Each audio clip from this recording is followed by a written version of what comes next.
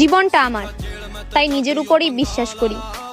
কারো দেয়া জ্ঞানে কান দেই না। বোন, এই যে বললাম নিজের জীবন, এই নিজের জীবনটা কে দান করেছে আপনাকে, আপনি কি বলতে পারেন? আমার আল্লাহ পাক রাব্বুল আলামিন আপনাকে এই জীবনটা দান করেছেন, বুঝছেন? আর ভরসা বোন, নিজের উপরে ভরসা কইরা কোনো লাভ নাই বোন। হঠাৎ যদি মালাকুল মউত এসে সামনে দাঁড়া হয়ে যায় না বোন, তখন নিজের উপরে ভরসা করে লাভ নাই, বুঝছেন?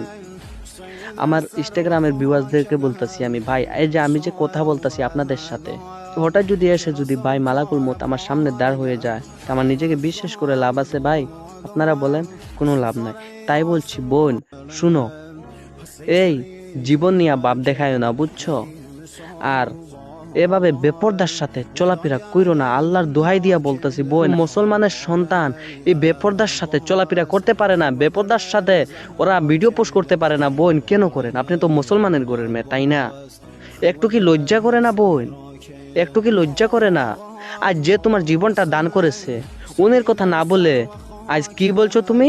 আমার জীবন, আমার নিজের উপরেই আমি ভরসা করি, তাই না?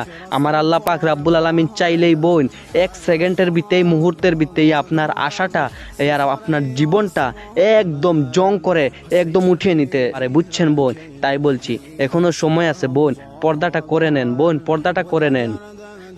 ভাই আপনারা বলেন, আমি এই কথাগুলি ঠিক বললাম না ঠিক বললাম? ভাই আমার ভিডিওটা আপনারা শেয়ার করে দিন ভাই, আর প্রচুর পরিমাণ শেয়ার করেন এবং কমেন্টে জানান আমি এই কথাগুলি ঠিক বললাম না ঠিক বললাম ভাই। আর আমার ইনস্টাগ্রাম আইডিটা ফলো করে রাখুন।